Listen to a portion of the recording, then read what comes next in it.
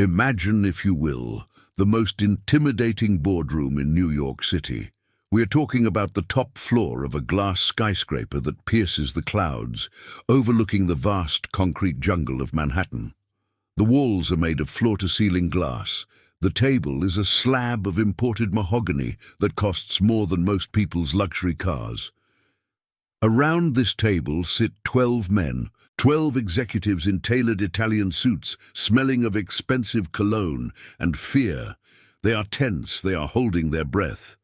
Because at the head of the table stands the new CEO, Marcus Sterling. Marcus is a man who exudes power. He is brilliant, yes, but he possesses an ego that barely fits inside the room. He was hired to cut costs, to streamline, to make the numbers look good for the shareholders, no matter the human cost. And today, he's about to make a decision that will gut the soul of the company. In the corner of this room, blending almost perfectly into the background, stands a young woman. She is wearing a simple, nondescript business suit. Her hair is pulled back efficiently. She holds a tablet close to her chest. To Marcus, and to the other men at that table, she is just the assistant. She is the furniture. She is the person who refills the water pitchers. She is the invisible force that organizes the chaos. To them, she has no voice, no opinion, and certainly no power. When Marcus announces a brutal plan to fire half of the innovation department, the very department that built the company's reputation, this assistant does something unthinkable. She clears her throat. It is a soft sound, but in the terrified silence of that room, it sounds like a gunshot. She takes one step forward. With a voice that is calm, velvety, but made of steel, she says, "Mr. Sterling, respectfully, that decision will destroy this company's legacy within 5 years. The data suggests that cutting innovation now is short-sighted. I suggest you reconsider." The silence that follows is absolute. It is heavy. Marcus turns slowly, pivoting on his expensive leather heel.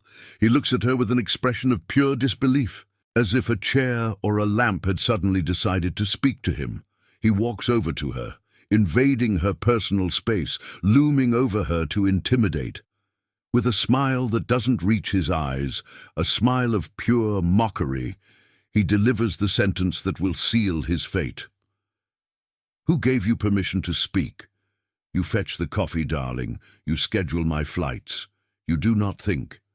You are just a nobody here. If you open your mouth again, you will be back in the unemployment line before lunch." Marcus laughs, a cruel, dry laugh. The other executives, terrified of him, chuckle nervously along with him. But what they don't see is the slight, almost imperceptible smile that forms on the assistant's lips. What Marcus doesn't know, what his arrogance prevented him from checking, is that this woman is not just an assistant. Her name is on the deed to the building. Her name is at the top of the holding company that hired him. She doesn't work for him, he works for her, and he has just signed his own professional death warrant.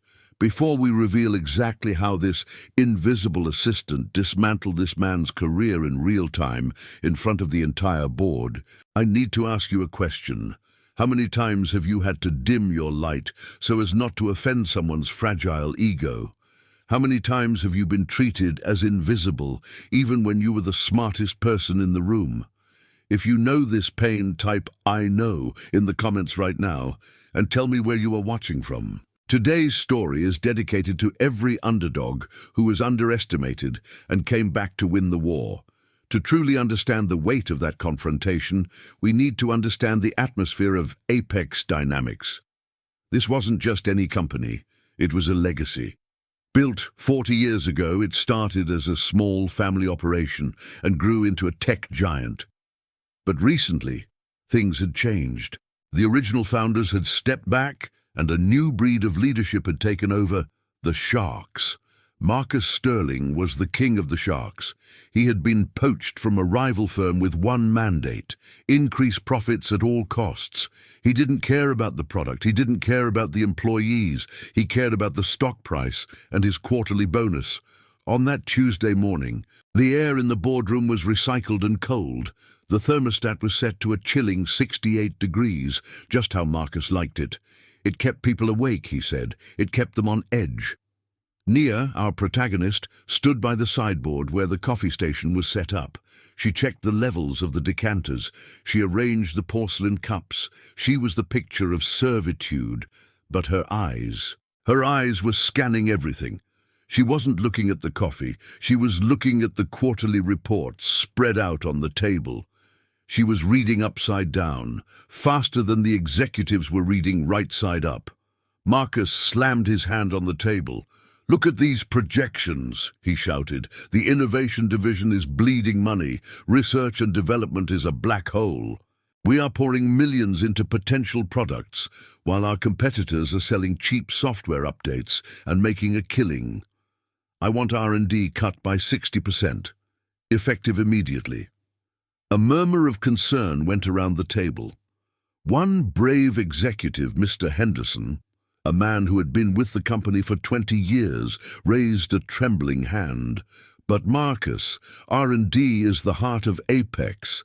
If we stop innovating, we become obsolete. The founder always said." "The founder is not here," Marcus snapped, cutting him off. "The founder is retired, probably playing golf on some island. I am here, and I say we cut the fat. We fire the researchers. We fire the dreamers. We keep the sales team. That is final." It was a massacre. He was talking about firing 300 people. 300 families. People who had dedicated their lives to the company, and he was doing it with the same emotional detachment as someone ordering a sandwich. That was the moment Nia spoke up. "We mentioned it in the introduction, but let's look at the details." When Nia spoke, she didn't stutter. Most assistants, if they dared to speak to a CEO like Marcus, would be shaking. Nia stood, with her spine perfectly straight. Her posture was regal. "Mr. Sterling," she said. When Marcus turned and delivered his insult, "You are just a nobody here." He didn't just insult her job. He insulted her intelligence. He assumed that because she was serving coffee, her brain was empty. "Get out," Marcus hissed after the laughter died down. "Get me a sparkling water, with lime. And if I hear another sound from you, security will escort you out." Nia didn't flinch. She didn't cry. She simply nodded once. "As you wish, Mr. Sterling." She turned and walked out of the room. The heavy glass door clicked shut behind her. Inside the room, Marcus felt powerful. He felt like he had crushed a rebellion. Outside the room, Nia walked down the long, plush corridor. She wasn't going to the kitchen to get sparkling water. She was walking toward the elevator. She took out her phone, a secure, encrypted device that looked nothing like the company-issued phones. She dialed a number. "This is Nia," she said into the phone. "Initiate Protocol Omega. Call the emergency board meeting today, 4:00 p.m. Yes." He crossed the line. But who was Nia? And why was she posing as an assistant in her own company? To understand that, we have to go back. We have to look at the elaborate game of chess she had been playing for 6 months. 6 months ago, Nia's father, the legendary founder of Apex Dynamics, had suffered a minor stroke. It was a wake-up call. He realized he couldn't run the empire forever. But he was worried. The company had grown too big, too corporate. He feared it was losing its soul. He called Nia. Nia wasn't just his daughter. She was a prodigy. She had graduated top of her class from Wharton Business School at 20. She had built and sold 2 startups in Silicon Valley under a pseudonym because she never wanted to trade on her family name. She wanted to earn her stripes. "I need you to take over, Nia," her father had said from his hospital bed. "I can't just walk in there, Dad," Nia replied. "If I walk in as the daughter, They will tell me what I want to hear. They will scrub the reports. They will hide the bodies. I need to know what's really happening. I need to see the rot. So they hatched a plan, the undercover heir. The board of directors knew, of course. Well, the old board knew, but the executive team, the managers, the new CEO they were hiring, they had no clue. Nia created a fake resume. She dumbed it down. She erased her MBA. She erased her startups. She presented herself as Nia Johnson, a competent administrative assistant with good organizational skills and a willingness to learn. She was hired instantly. The irony was palpable. The HR manager who hired her barely looked at her credentials. He saw a quiet woman who looked like she would work hard for low pay. He put her straight into the executive suite, serving the sharks. For 6 months, Nia lived a double life. By day, she was the first to arrive and the last to leave. She made photocopies. She ordered lunches for meetings she wasn't invited to. She listened to executives brag about their bonuses while denying raises to the support staff. She saw the waste. She saw the toxicity. She saw how Marcus Sterling treated the cleaning crew. There was an incident 2 months in that almost made her break cover. An elderly janitor, Mr. Thomas, had accidentally spilled a drop of water on Marcus's shoe in the elevator. Marcus had berated the old man for 5 minutes straight, calling him clumsy and stupid, threatening to have him fired from the vendor contract. Nia stood in the corner of that elevator, biting her tongue so hard she tasted blood. Later that day, she anonymously transferred a $5 bonus to Mr. Thomas's account through a charitable fund she controlled, just to help him out. But she kept her cover. She needed to gather evidence. She needed to build a case, not just to fire Marcus, but to sue him for mismanagement if necessary. But it was exhausting. Being invisible takes a toll on the soul. Every day, she would go to the women's restroom, splash cold water on her face, and look at herself in the mirror. "Remember who you are," she would whisper to her reflection. "You are not the coffee girl. You are the architect. Patience, Nia, patience." She kept a digital journal. Every night, she uploaded audio logs and scanned documents to a secure server. Log entry: 45. CEO Sterling used company funds to charter a private jet for a client meeting in the Bahamas. There was no client. It was a vacation. Expense buried under marketing initiatives.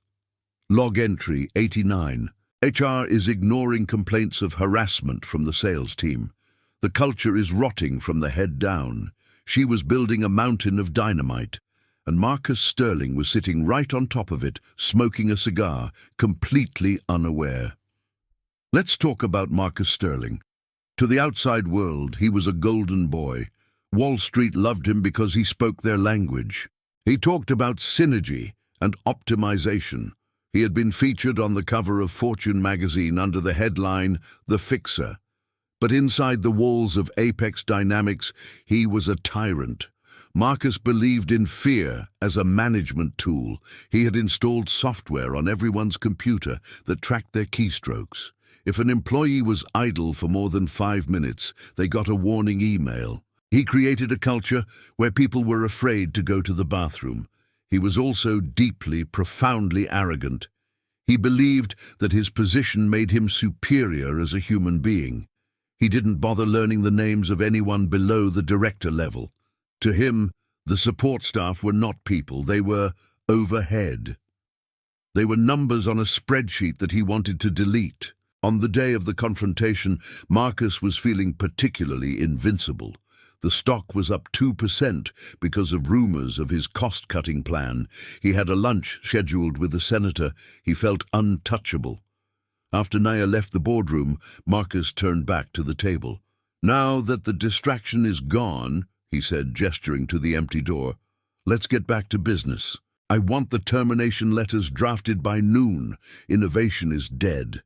We pivot to aggressive sales." Mr. Henderson tried one more time. Marcus, the invisible assistant, Nia. She actually had a point. The data does show. Marcus slammed his fist again. Stop calling her by her name. She is a resource, a low-level resource. And you, Henderson, you are sounding very tired. Maybe you should retire early. Join the founder on his island. It was a threat, a clear one. Keep your mouth shut or you're next. Henderson slumped in his chair. He had a mortgage. He had kids in college. He stayed silent. This was Marcus's power. He leveraged people's survival instincts against them. He knew everyone in that room needed this job. Everyone except Nia. While Marcus was gloating in the boardroom, sketching out his golden parachute on a notepad, the atmosphere outside was shifting. Nia had not gone to get water. She had gone to her cubicle, a small grey box in the hallway. She sat down, but she didn't look like an assistant anymore. She opened her drawer and pulled out a different key card. This one was black, with a gold chip. The master key. Only 3 people in the world had one. Her father, the chief of security, and the owner. She logged into her computer, but she didn't use the Nia Johnson login. She entered a sequence of codes that bypassed the standard operating system and accessed the God mode of the corporate network. On her screen, the live feed of the boardroom appeared. She could see Marcus laughing. She could hear him mocking her. "Did you see her face?" Marcus was saying on the feed. "She looked like I slapped her. These people need to learn their place. They think because we let them wear a suit, they are one of us." Nia watched. Her expression was stone cold. She began to type. She wasn't just organizing a meeting. She was freezing assets. She was locking down the digital infrastructure. She was preparing a presentation of her own. For 40 years, her family had built this company on principles of respect, integrity, and innovation. Marcus had undone that in 6 months. "You want to talk about nobodies, Marcus?" she whispered to the screen. "Let's see who is a nobody when the access codes change." She stood up. She smoothed her skirt. It was time for the reveal. But she wasn't going to just walk back in and shout. No. That was too simple. She was going to make this theatrical. She was going to make sure that when he fell, the whole world would hear the crash. She walked towards the server room first. She needed to ensure that the presentation Marcus was about to show the board, the one justifying the mass firings, would be slightly altered. As she walked through the office, she passed the break room. Employees were huddled there, whispering. They had heard rumors of the layoffs. Fear was thick in the air. A young intern, crying softly, looked up at Nia. "Nia, is it true? Are they firing the whole department?" Nia stopped. She looked at the intern. For a second, the mask slipped. The compassion of a leader shone through. She reached out and squeezed the intern's shoulder. "Go back to your desk, Sarah. Do not pack your things. Everything is going to change. Today." "What do you mean?" Sarah asked, wiping her eyes. "I mean," Nia said, looking toward the boardroom doors at the end of the hall, "that the king is about to find out he's been sitting on a borrowed throne." But to fully appreciate the devastation that is about to hit Marcus Sterling, we must understand that he wasn't fighting a subordinate. He was fighting the architect. Nia didn't just inherit Apex dynamics, she breathed it. While other children were playing with dolls, Nia was sitting on the carpet of her father's office, building towers out of floppy disks and reading user manuals for mainframes. There is a story known only to the oldest employees about the crash of 2015. Apex's cloud servers were hacked. The entire database was held for ransom. The previous CEO was panicking, ready to pay the terrorists millions. Nia was only 19 at the time, on summer break from university. She didn't panic. She locked herself in the server room with a laptop and 2 cans of energy drink. For 14 hours, she rewrote the security kernel from scratch. She didn't just block the hackers, she traced them. By morning, the police had the location of the attackers, and the data was safe. Her father wanted to give her a medal publicly. She refused. "Let the CTO take the credit," she said. "I don't need the applause. I just need the system to work." That was Naya. Efficiency over ego. Fast forward to the present, 6 months into her undercover mission as Naya the assistant. She hadn't been idle. While Marcus was busy buying expensive art for his office, Naya was secretly running the company from her cubicle. Whenever Marcus made a disastrous decision, Naya fixed it quietly. When Marcus insulted the lead engineer of the robotics division, causing him to write a resignation letter, Naya intercepted it. She met the engineer for coffee, not as the owner, but as a concerned colleague. She used her deep technical knowledge to discuss his project, offering insights that only a genius would have. The engineer was so impressed by this assistant's intellect that he decided to stay, convinced that someone in the company still understood the vision. She was the glue holding the Titanic together while the captain steered it toward the iceberg. But the most critical piece of her background was the ownership structure. When her father got sick, he didn't just give her power of attorney, he transferred the golden share. In corporate law, this is the nuclear option. It gave her 51% voting rights on any decision regarding the sale or dissolution of the company. Marcus, in his arrogance, had never bothered to read the corporate bylaws. He assumed the board was a group of dispersed investors he could manipulate. He had no idea he was shouting at the majority shareholder every morning. It was now 1:00 p.m. 3 hours until the emergency meeting Naya had triggered. The clock was ticking. Naya sat at her small desk. To the passing eye, she was typing up meeting minutes. In reality, she was executing a digital siege. First, she accessed the financial logs. She compiled a dossier titled The Sterling File. It was thick. It contained receipts for the private jets, the expensive dinners, the consulting fees paid to his friends' companies for work that was never done. It was clear evidence of embezzlement and breach of fiduciary duty. Then she moved to the presentation. Marcus had prepared a slide deck for the board called Future Apex, Leaner and Meaner. It was full of buzzwords and lies about how firing the innovation team would save money. Naya hacked into the cloud server where the presentation was stored. She didn't delete it. That would be too obvious. Instead, she inserted ghost slides. These were hidden slides, set to trigger only when specific keywords were spoken. She also replaced the embedded video file. Marcus thought the video was a testimonial from a happy client. Naya replaced it with the security footage from the elevator, the footage of Marcus berating the elderly janitor. She worked with the precision of a surgeon. Click, drag, encrypt. At 2:00 p.m., Marcus stormed out of his office. He stopped at Naya's desk. He threw a stack of papers on her keyboard. "These are the termination letters," he barked. "Print them on company letterhead. Have them ready for signatures by 4:30. I want those people gone today." Naya looked at the papers, the names of brilliant scientists, fathers, mothers, people she had grown up with. She looked up at Marcus. "Are you sure about this, Mr. Sterling?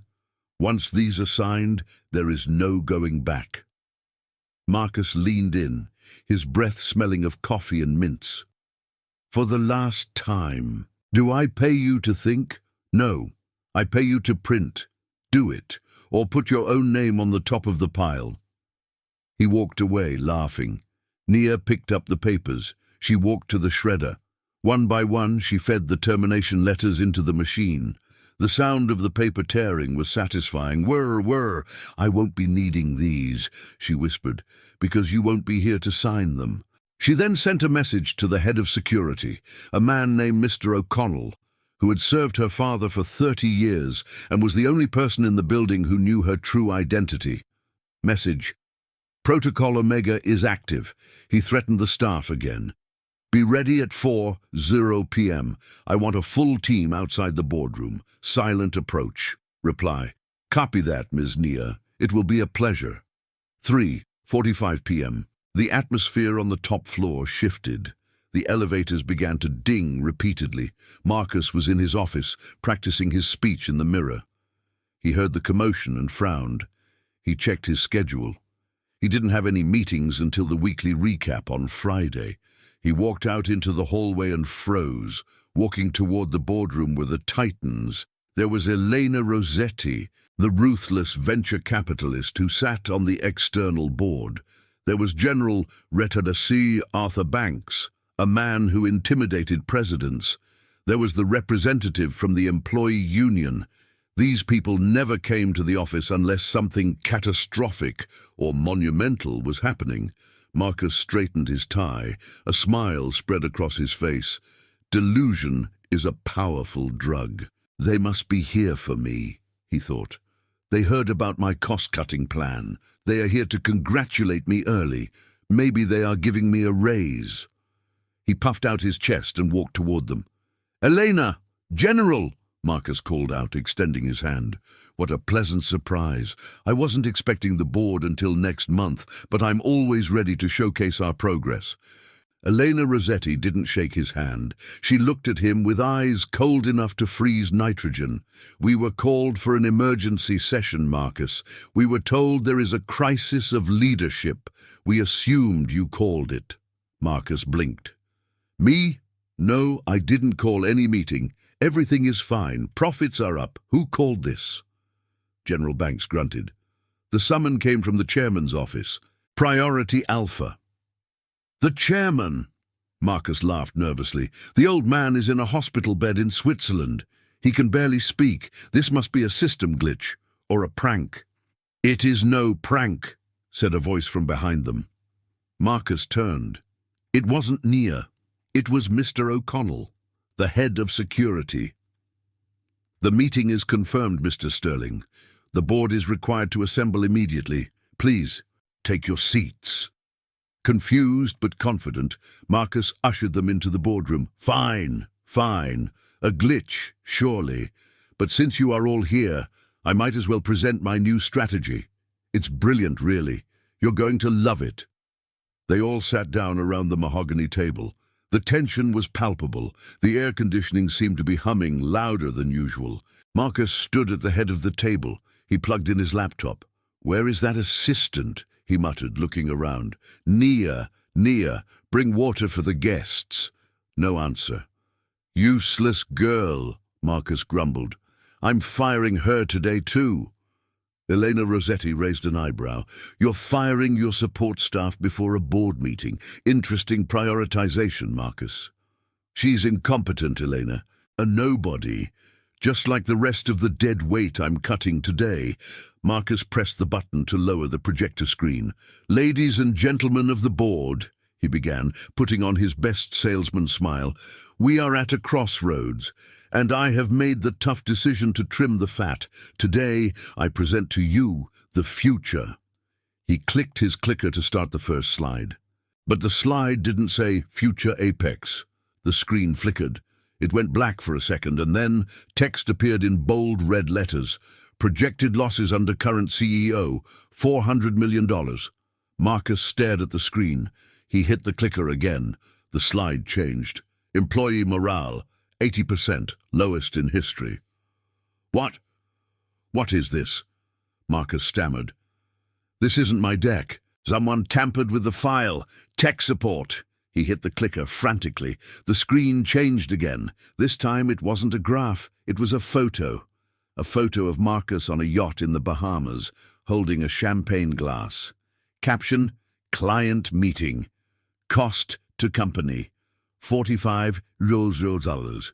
The boardroom went deadly silent. General Banks leaned forward. "That looks like a very relaxing client meeting." "Marcus, this is a mistake." Marcus was sweating now. I was networking. This is a hack. Where is it? Where is that assistant?" "I am right here, Mr. Sterling." The voice came from the back of the room, but it didn't come from the corner where the coffee was. The heavy double doors opened. Nia walked in. But she looked different. The bun was gone.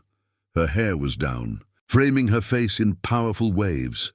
The grey, nondescript jacket was gone. She was wearing a tailored white blazer, the colour of authority. She walked not with the shuffle of a servant, but with the stride of a queen. She didn't stop at the sideboard. She walked straight past Marcus. She walked to the other end of the table, the end reserved for the chairman. She placed her tablet on the table. It connected instantly to the room's system. The screen behind Marcus changed one last time.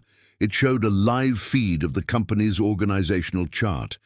At the top, the box for owner acting chairman illuminated. Marcus watched, his mouth open, as the name in the box dissolved from redacted to Nia Sterling Vaughan. "You," Marcus whispered. "You're the coffee girl." Nia placed both hands on the mahogany table and leaned in. The camera zoomed in on her face on the giant screen behind her, towering over Marcus. "No, Marcus," she said, her voice echoing in the silence. "I am the woman who signs your checks, and we need to have a talk about your performance." The silence in the boardroom was no longer heavy. It was suffocating. Marcus Sterling stood frozen, his hand halfway to the screen, looking back and forth between the digital image of Nia Sterling Vaughan and the woman standing at the head of the table. His brain was misfiring. He tried to laugh. It came out as a strangled cough. This is a joke," Marcus stammered, looking at General Banks. "Arthur, tell her to stop. It's a prank, right? A very elaborate, expensive prank. She's the assistant. I hired her. I saw her resume. She went to community college." Nia didn't shout. She didn't interrupt. She simply tapped the screen of her tablet. A document appeared on the main screen. It was her real resume. Wharton, Stanford, the patents she held in her own name. "You saw what you wanted to see, Marcus," Nia said, her voice echoing with calm authority. "You saw a young black woman in a cheap suit, and you decided she was uneducated. You decided she was beneath you. You never checked the references. You never asked HR for the background check, because your ego told you that you were the smartest person in the building." Marcus turned red. "I am the CEO. You can't just walk in here and—" "You are the CEO because I hired you," Nia cut in, her voice sharpening like a blade. "My father was too ill to vet you properly. We trusted the headhunters. We trusted the resume. But for the last 6 months, I have been watching you. I have been pouring your coffee while you poured this company's money down the drain." Elena Rossetti, the board member, leaned forward. "Nia, is this true? You've been here the whole time?" "Every day, Elena," Nia replied, "and I have seen things that would make the SEC shut us down tomorrow." Nia swiped her finger across the tablet. The screen changed. It showed the elevator footage, the incident with Mr. Thomas, the janitor. The video played in high definition. The board watched in horror as Marcus screamed at the elderly man, kicking the bucket of water, calling him a useless waste of space. "This is how you treat the people who build this company, Marcus?" Nia asked. "Mr. Thomas has been with us for 25 years. He was the first employee my father hired. He isn't a janitor because he has to be. He does it because he takes pride in this building. He owns shares in this company. In fact, Marcus, the janitor you abused owns more stock in Apex Dynamics than you do." The revelation hit Marcus like a physical blow. He staggered back. I was having a bad day," he muttered. "Stress. You know how it is." "Stress reveals character," Nia said coldly. "But let's talk about numbers. You like numbers, don't you?" The screen changed again. The Sterling file opened. Spreadsheets illuminated the room. Embezzlement detected, $2. 4 million vendor kickbacks. 500 $. Unauthorized travel, $300 $. You tried to fire the innovation team to save $5 million, Nia explained to the board, pointing at the data. But here we see that you spent $3 million on consulting fees to a firm called Sterling Strategy Partners, a firm registered to your brother-in-law in the Cayman Islands. The room gasped. This wasn't just incompetence anymore. This was a crime. Marcus was sweating profusely now. The minty smell of his breath was replaced by the sour stench of panic. He loosened his tie. That's standard practice. It's aggressive tax planning. I was doing it for the company." "No, Marcus," General Banks boomed, standing up. "You were stealing, plain and simple." Marcus looked around the room. He saw no allies. The executives he had bullied looked down at their hands. The board members looked furious. He was cornered, and like a cornered rat, he lashed out. Marcus slammed his fists on the table, shaking the water glasses. "You think you can take me down?" he screamed, pointing a trembling finger at Nia. "I am Marcus Sterling. I am the face of this industry. Without me, this stock crashes. You are nothing. You are a little girl playing dress-up in her daddy's company. You think anyone will listen to you? I will go to the press. I will destroy your reputation. I will say you set me up." He lunged toward her. It was a moment of pure, unadulterated rage. He couldn't handle the power shift. He couldn't process that the nobody was the somebody. But he never reached her. Nia didn't flinch. She didn't even blink. From the shadows of the room, Mr. O'Connell, the head of security, stepped forward. He didn't use a weapon. He didn't need to. He simply stepped into Marcus's path.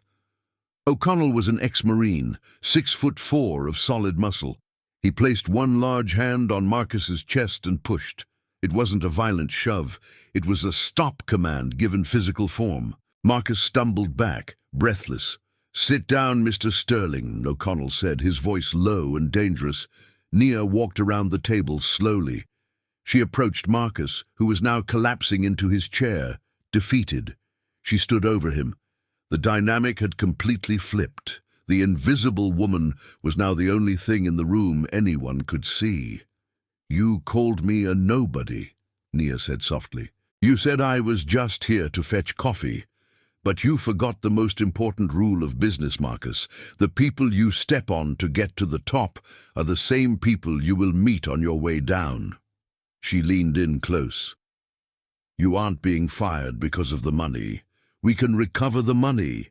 You are being fired because you broke the spirit of this house. You made my people afraid. And I do not tolerate fear in my kingdom." She straightened up and looked at the board. "I move for the immediate termination of Marcus Sterling for cause, effective immediately. I also move to file civil and criminal charges for fraud and embezzlement. All in favor?" "Aye," said General Banks. "Aye," said Elena Rossetti. "Aye," said the Union Repages. The chorus of ayes went around the table. It was unanimous. Nia looked back at Marcus. "You're fired, Marcus, and since you like efficiency so much, security has already packed your box. It's in the lobby. Your car service has been cancelled. You can take the subway." Marcus looked up, tears of rage and humiliation welling in his eyes. "You can't do this. Do you know who I am?" Nia smiled, a genuine, cold smile. "Yes. We know exactly who you are. You are the former CEO. Now get out of my chair." Marcus stood up shakily. He looked at the executives, the men he had laughed with hours ago. None of them made eye contact. They were all looking at Nia. He walked to the door, the walk of shame, the longest walk of his life. As he reached the door, he turned one last time, trying to salvage some dignity. "You'll fail," he spat. "You're too soft. You care too much about the little people. Business is war." Nia picked up her tablet. "Business is people, Marcus. That's why you lost." She nodded to O'Connell. "Get him out of my building." The doors closed behind him. The sound of the latch clicking was the sound of a guillotine falling. The room was silent again. But this time, it wasn't the silence of fear. It was the silence of a storm that had just passed. Everyone looked at Nia. They were waiting. What would the secret boss do now? Would she be a tyrant like him? Would she sell the company? Nia looked at the frightened executives. She looked at Mr. Henderson, who was sweating. She walked over to the coffee station. She poured a cup of coffee, but she didn't drink it. She walked over to Mr. Henderson and placed the cup gently in front of him. "You look tired, Jim," she said, using his first name for the first time. "Drink this. We have a lot of work to do to fix this mess, and nobody is getting fired today, except him." Mr. Henderson looked at the coffee. Then he looked at Nia. He started to cry, just a little, a release of tension. "Thank you, Ms. Sterling Vaughan." "Call me Nia," she said, turning to the whole room. "Now, let's get back to work." The days following the Tuesday of the Long Knives, as the employees called it, were chaotic but beautiful. The news of Marcus's firing spread through the building like wildfire, but this time the fire didn't destroy, it purified. Nia didn't move into the big corner office immediately. In fact, she turned Marcus's office, that shrine to ego with its expensive art and private bathroom, into a collaborative workspace for the innovation team. She called it the War Room. The termination letters that Nia had shredded, they were replaced by promotion letters. The innovation department wasn't cut, it was doubled. Nia stood in front of the 300 employees who were supposed to lose their jobs and said, "Your brains are the only asset that matters. Fail fast, fail often, but never stop dreaming. I have your back." The culture shift was palpable. The keystroke tracking software that Marcus used to spy on people, Nia deleted it personally during a company-wide Zoom call. "I trust you," she told her 5, "is to 0 employees. We are adults. Do your work and go home to your families. We work to live, we don't live to work." But the most emotional moment came a week later. Nia organized a town hall meeting in the lobby. She called Mr. Thomas, the elderly janitor Marcus had abused, to the stage. Mr. Thomas walked up holding his cap in his hands, nervous. Nia put her arm around him. "This man," she told the company, "cleaned the floors so we could walk on them. He emptied the trash so we could have clean desks. He owns 2% of this company because my father knew that loyalty is priceless. From today, Mr. Thomas is retiring with a full pension. But he will remain as the honorary chief of culture, because he knows more about respect than any MBA graduate I've ever met." The applause was deafening. People cried. It wasn't just a corporate announcement, it was a restoration of dignity. Nia proved that you can lead with kindness and still be powerful. Under her leadership, in just 6 months, Apex released 3 new products that had been stalled by Marcus. The stock didn't just recover, it tripled. And what of Marcus Sterling? The man who thought he was a god found out very quickly that he was just a mortal with a very bad reputation. He tried to spin the story. He gave an interview to a business channel, claiming he was the victim of a coup by an emotional heiress. "She doesn't know what she's doing," Marcus shouted on live TV. "She's running a charity, not a business." But Nia didn't respond with words. She responded with receipts. The Sterling file, the evidence of his embezzlement, was handed over to the authorities. The interview he gave backfired spectacularly when the police arrived at the TV studio to escort him out for questioning regarding fraud and tax evasion. The image of Marcus Sterling being led away in handcuffs, shielding his face with his expensive suit jacket, became a meme. The nobody he laughed at had become his judge, jury, and executioner. He lost his reputation. He lost his fortune to legal fees. The last anyone heard, he was trying to start a consulting firm for crisis management, but no one would hire him. He had become exactly what he feared most, irrelevant, a footnote in someone else's success story. Nia, on the other hand, became an icon. She didn't seek fame, but it found her. Magazines that once praised Marcus now put Nia on the cover. The headline read, "The Silent CEO, How Listening Became the New Power Move." She started a scholarship fund for underprivileged students who wanted to enter tech but didn't have the right background. She specifically looked for the invisible ones, the assistants, the janitors' kids, the ones the world ignored. Talent is everywhere," she said in her first public speech. "Opportunity is not. My job is to fix that." This story is a powerful reminder of a simple truth. You never really know who you are talking to. That quiet person in the corner, that assistant bringing you coffee, that intern you didn't bother to greet, they might hold the keys to your future. Marcus Sterling fell because he believed power was about dominance. He thought being a CEO meant being a king. But Nia showed us that true power is about service. It's about lifting others up. It's about recognizing that every single person in the room has value. The world is full of Marcus Sterlings, people who judge by appearance, by title, by the cost of your suit. But it is also full of Nias, architects in the shadows, waiting for the right moment to reveal their strength. And now, I turn the question to you. Have you ever been a Nia? Have you ever had to sit silently while someone less competent took credit for your work? Or maybe you've witnessed a Marcus getting what they deserved. I want to hear your story. Don't be invisible in the comments. Share your truth below. If this story of justice and redemption made you feel something, please hit that subscribe button. We are building a community here that values truth over appearance. Join us and don't go anywhere. The video on your screen right now tells the story of a homeless man who found a winning lottery ticket and was hunted by the city's corrupt mayor. It's a thriller you won't believe. Click now to watch.